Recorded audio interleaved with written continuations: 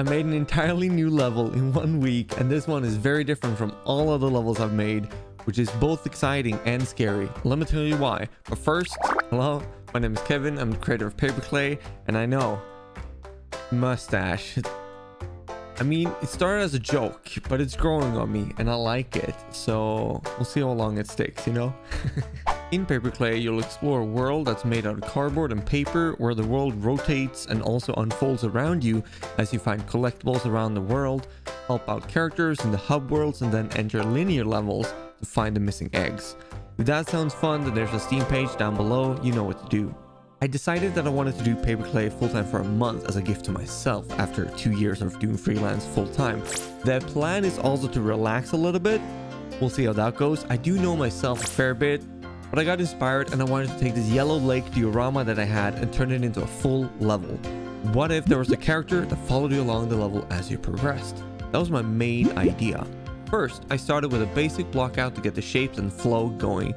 Then, I took a second round on the level design to make it a bit more interesting and get the gameplay elements working as I wanted. A few layers to rotate here and there, see if that could make something cool. But I'm also rotating layers of a tunnel. I had to keep in mind that this level was early in the game, so I couldn't go too crazy with the ideas. Walls are always a struggle, but I felt like I had something going fairly quick here. As a first decoration pass, I was very happy. I had this plan where I would write the dialogue and implement the required system to get it working in 1 day. I already have a dialogue system, but I needed the specific one where the NPC would follow the player around, make sure that there were main dialogues as you progressed throughout the level, and then linger dialogues if you stood around or walked in the wrong direction. Boy, was I wrong. Writing a script took the whole day. I got a rough version in a few hours, but then I went on a walk trying to channel the personality of the character that I came up with during a live stream. You should go check it out, by the way. What if the character had been alone for a long time and he had shirt buttons for eyes, which made sure he couldn't fall asleep? It was also a bit crazy because of that. Very interesting process going back to the script and iterating with that in mind once I came home. Final version made me genuinely excited. So much so that I reached out to a voice actor that I know who does these types of characters really well.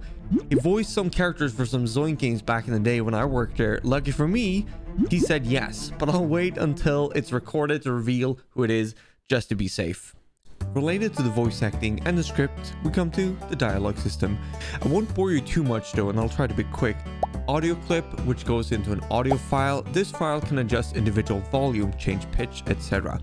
Then these goes into a dialogue file where I can set the speaker and text ID, so in the future translated text is already hooked up, change camera angles per dialogue as well as individual animations.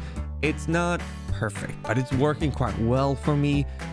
So about the unique dialogue system for this level, I'm just checking if the player is close enough to the NPC, which I've named Blinky. And if they are, then I flip over the NPC and they all have their main dialogue to say for wherever you are in the level. Then, if they linger, I'll just play one of those at random from the list. When you walk away, I'll flip over Blinky and it'll appear along the path later, giving the illusion, hopefully, that he's traveling underground or something. Speaking of coming back to things in the future, I try to make the main villain. I know, I see it too. It's not where you and I expected it to be. It's supposed to be a fox. I just felt comfortable enough to share this process. I'll come back to this later, don't worry. When I look at the big picture of PaperKlay, I see levels having 4 different categories, and in order to not have all levels do the same thing over and over and probably bore the player, I make sure that there are some focus areas here. So the categories in simple terms are platforming, which focuses on jumping around and using the glider to get where you want. Story is where it might be more characters taking part in the level and guiding you forward. Combat, where there might be more enemies or hectic moments that you need to get through. Exploration is the big one. It's the focus on looking around all corners for collectibles or rotating parts of the world to find it. So this Yellow Lake level has more story, and I aim to have some enemies as well as exploration here. So this level right now is a little bit more flat. I'm going to try to mix it up. We'll see what happens. Blinky is the reason this level is more story focused. I like the idea of him too much. While I was looking at the levels of PaperKlay and the role in the big picture of the game, I knew the book forest had more potential. I had to go with part of the level and make it more fun for the platform aspect of the level. I must say that I'm quite happy with the new version even though it's not decorated yet. I tried out parts where you have to go around structures and then jump up. But if you're more skilled, you could potentially skip parts. I like this idea. The majority of people might not find it in the first playthrough, and that's okay. Some players can express themselves through the movement and find it, and some might enjoy this if they replay the game. So the best way to support PaperKlay is to wishlist it on Steam. You know how it is. And now this is going to be a fun year. But that's it. Take care.